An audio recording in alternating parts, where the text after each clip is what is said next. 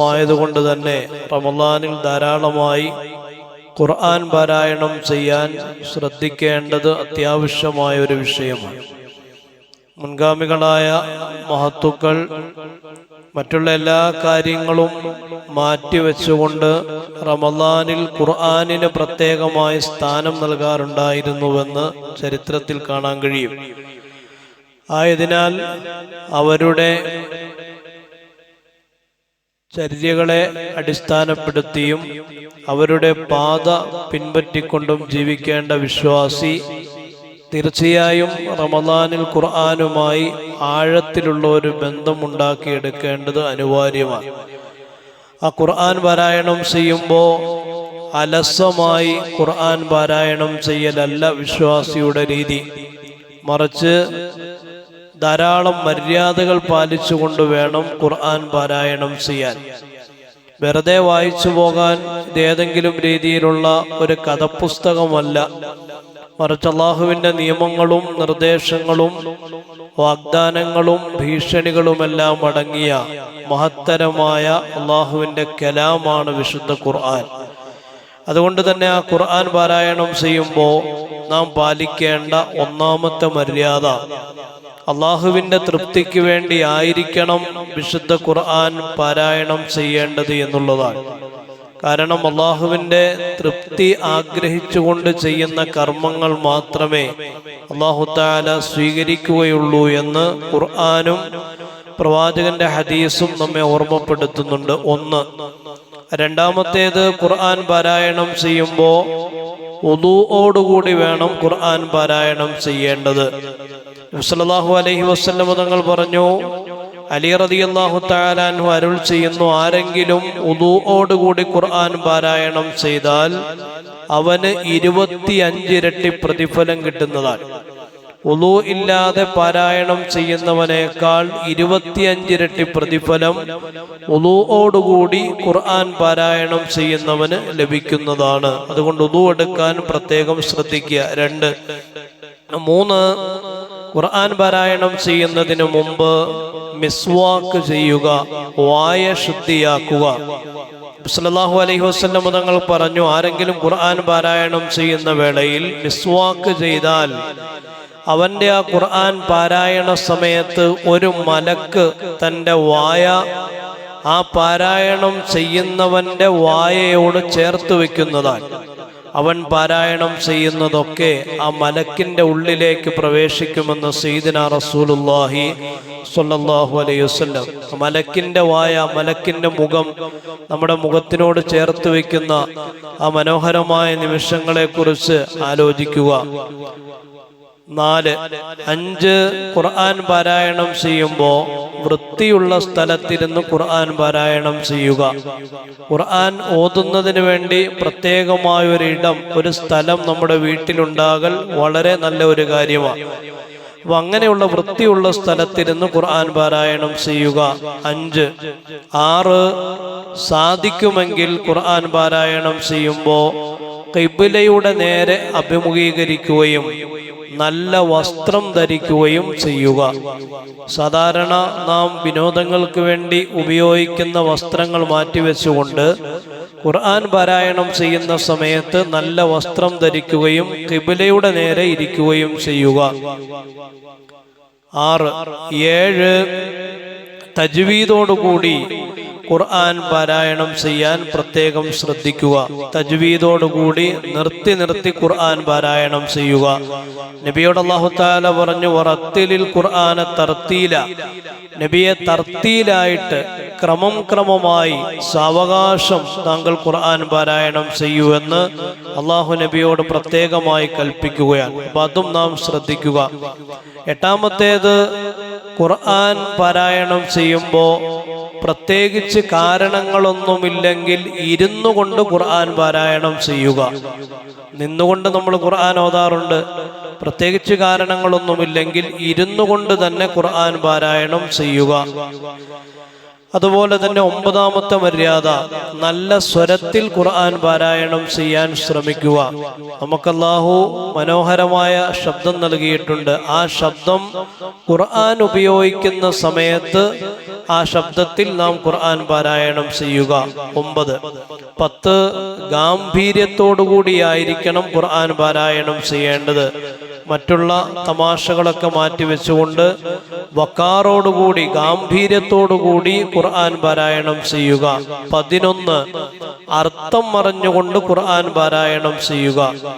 അർത്ഥം അറിഞ്ഞുകൊണ്ട് ഖുർആൻ പാരായണം ചെയ്യുമ്പോൾ നമുക്ക് കൂടുതൽ ബഹുമാനവും ഭക്തിയുമെല്ലാം വിശുദ്ധ ഖുർആനിനോട് തോന്നാൻ ഇടയുണ്ട്. അല്ലാഹു തആല പറഞ്ഞു, അം അലാ ഖുലൂബിൻ അക്ഫാലുഹാ അഫലാ യതദബ്ബറൂനൽ ഖുർആൻ അം അലാ ഖുലൂബിൻ അക്ഫാലുഹാ. അവർ ഖുർആനിനെ കുറിച്ച് പരിചിന്തനം നടത്തുന്നില്ലേ, അതല്ല അവരുടെ ഹൃദയങ്ങളിൽ പൂട്ട് വീണിട്ടുണ്ടോ എന്ന് അല്ലാഹു തആല ഖുർആനിലൂടെ ചോദിക്കുന്നുണ്ട്. അപ്പോൾ അർത്ഥമറിഞ്ഞ് ഖുർആൻ പാരായണം ചെയ്യാൻ ശ്രമിക്കുക. അതുപോലെ തന്നെ 12ാമത്തെ മര്യാദ, ഖുർആൻ പാരായണം ചെയ്യുമ്പോൾ ഭൗതികമായ സംസാരങ്ങൾ അതിൻ്റെ ഇടയിൽ ഒഴിവാക്കുക. ഖുർആൻ ഓതുമ്പോൾ ഖുർആൻ മാത്രം പാരായണം ചെയ്യുക. അതിൻ്റെ ഇടയിൽ മറ്റുള്ള കാര്യങ്ങൾ അതിൽ നിന്ന് ഒഴിവാക്കുക. ബഹുമാനപ്പെട്ട ഇബ്നു ഉമർ റളിയല്ലാഹു തആല ഖുർആൻ ഓതി തുടങ്ങിയാൽ ആ ഖുർആൻ പാരായണം അവസാനിക്കുന്നത് വരെ മറ്റുള്ള ഒരു കാര്യങ്ങളുമായി ബന്ധപ്പെടുമായിരുന്നില്ല എന്ന് ചരിത്രത്തിൽ കാണാൻ കഴിയും. അപ്പം അതും നാം പ്രത്യേകമായി ശ്രദ്ധിക്കേണ്ടതാണ്. നമ്മുടെ ഒരു കയ്യിൽ ഖുർആനും മറുകയിൽ മൊബൈലുമാണ്.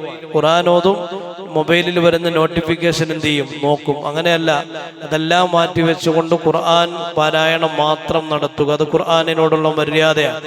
അതുപോലെ തന്നെ 14ാമത്തെ മര്യാദ, 13ാമത്തെ മര്യാദ, ഖുർആൻ പാരായണം ചെയ്യുമ്പോൾ കളി തമാശകൾ ഒഴിവാക്കുക. 14 ഖുർആൻ പാരായണം ചെയ്യുമ്പോൾ കാരുണ്യത്തെക്കുറിച്ചുള്ള ആയത്ത് വരുമ്പോൾ അള്ളാഹുവിനോട് കരുണ ചോദിക്കുകയും നരകത്തെക്കുറിച്ചുള്ള ആയത്ത് വരുമ്പോൾ അള്ളാഹുവിനോട് കാവൽ തേടുകയും ചെയ്യുക.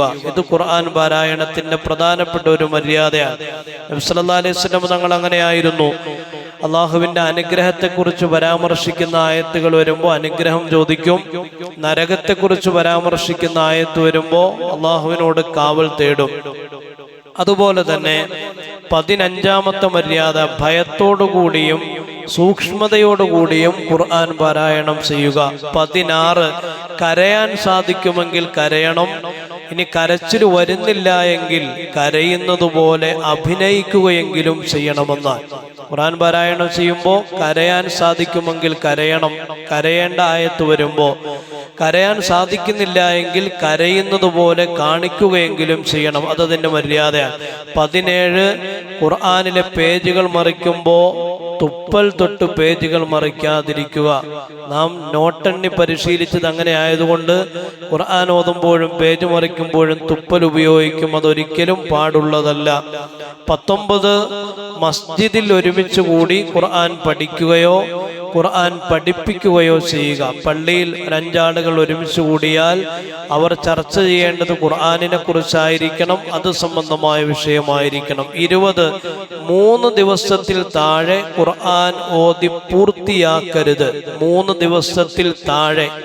നമ്മളെപ്പോലെയുള്ള സാധാരണക്കാരായ ആളുകൾ 3 ദിവസത്തിനുള്ളിൽ ഒരു ഖത്തം തീർക്കുമ്പോൾ സ്വാഭാവികമായും ആ ഖുർആനിനെ കുറിച്ച് കൂടുതൽ ചിന്തിക്കാനുള്ള അവസരം നഷ്ടപ്പെട്ടു പോകും. കാരണം നമ്മൾ ഇൽമിന്റെ വിഷയത്തിൽ, അറിവിന്റെ വിഷയത്തിൽ സാധാരണക്കാരായതുകൊണ്ട് അല്പ ദിവസമെടുത്ത് സാവകാശം ഖുർആൻ ഖത്തം തീർക്കാൻ പരിശ്രമിക്കുക. 21 ചൂടുകാലത്താണ് ഒരാൾ ഖുർആൻ ഓതുന്നതെങ്കിൽ പകലിന്റെ തുടക്കത്തിലും തണുപ്പ് കാലത്താണ് ഒരാൾ ഖുർആൻ പൂർത്തീകരിക്കുന്നതെങ്കിൽ രാത്രിയുടെ ആരംഭത്തിലും ഖുർആൻ പൂർത്തീകരിക്കാൻ പ്രത്യേകം ശ്രദ്ധിക്കുക. ചൂടുകാലത്താണെങ്കിൽ പകലിന്റെ തുടക്കത്തിൽ, തണുപ്പുകാലത്താണെങ്കിൽ രാത്രിയുടെ ആരംഭത്തിൽ ഖുർആൻ പാരായണം ചെയ്യാൻ, അത് പൂർത്തീകരിക്കാൻ പ്രത്യേകം ശ്രദ്ധിക്കുക. കാരണം ഒരാള് രാവിലെ ഖുർആൻ ഓതി പൂർത്തിയാക്കിയാൽ വൈകുന്നേരം വരെ അയാൾക്ക് വേണ്ടി മലക്കുകൾ അള്ളാഹുവിനോട് ദുആ ചെയ്തുകൊണ്ടേയിരിക്കും. ഒരാൾ വൈകുന്നേരമാണ് ഖുർആൻ ഓതി പൂർത്തിയാക്കുന്നതെങ്കിൽ നേരം വെളുക്കുന്നത് വരെ അയാൾക്ക് വേണ്ടി മലക്കുകൾ ദുആ ചെയ്യുമെന്ന് സയ്യിദുനാ റസൂലുള്ളാഹി സ്വല്ലല്ലാഹു അലൈഹി വസല്ലം. 22 ഖുർആൻ മനപ്പാഠമുള്ള ആളുകൾ അത് പാരായണം ചെയ്തുകൊണ്ടേയിരിക്കുക. ചെറിയ സൂറത്താണെങ്കിൽ പോലും അത് നിത്യമായി പാരായണം ചെയ്യണം. കാരണം അഴിച്ചുവിട്ട ഒട്ടകം എത്ര പെട്ടെന്നാണോ അതിൻ്റെ മുതലാളിയിൽ നിന്ന് ഓടിയകലുന്നത്, അതുപോലെ വിശുദ്ധ ഖുർആനിലെ സൂറത്തുകൾ ഹൃദയത്തിൽ നിന്ന് ഓടിയകലാൻ സാധ്യതയുണ്ട്. അതുകൊണ്ട് പാരായണം ചെയ്തുകൊണ്ടേയിരിക്കുക. അവസാനത്തെ മര്യാദ, ഹദീസിൽ പ്രത്യേകമായി മഹത്വം പറയപ്പെട്ടിട്ടുള്ള സൂറത്തുകൾ, സൂറത്തുൽ ബഖറ, യാസീൻ, വാഖിയ, തബാറക്, ഇങ്ങനെയൊക്കെയുള്ള സൂറത്തുകളുണ്ടല്ലോ, ആ സൂറത്തുകളെ പ്രത്യേകം പരിഗണിക്കുകയും അതിന് പ്രത്യേകമായി സ്ഥാനം നൽകുകയും ചെയ്യുക. ഈ പറയപ്പെട്ട 23 മര്യാദകൾ പാലിച്ചുകൊണ്ട് വേണം വിശുദ്ധ ഖുർആൻ പാരായണം ചെയ്യേണ്ടത്. ഈ റമദാനിൽ നമ്മുടെ പാരായണം അങ്ങനെയാണോ എന്ന് നാം ഓർക്കുകയും അങ്ങനെ അല്ലെങ്കിൽ ആ ഒരു ലെവലിലേക്ക് നമ്മുടെ ഖുർആൻ പാരായണത്തെ കൊണ്ടുവരാൻ നാം പരിശ്രമിക്കുകയും ചെയ്യുക. അല്ലാഹു സുബ്ഹാനഹു വ തആല സ്വീകരിക്കപ്പെടുന്ന ഖുർആൻ പാരായണമാക്കി നമ്മുടെ ഖുർആൻ ഓത്തിനെ അല്ലാഹു കബൂൽ ചെയ്യുമാറാവട്ടെ. ആഖിറു ദഅ്വാനാ അൽഹംദുലില്ലാഹി റബ്ബിൽ ആലമീൻ. അസ്സലാമു അലൈക്കും വറഹ്മത്തുള്ളാഹി വബറകാതുഹു.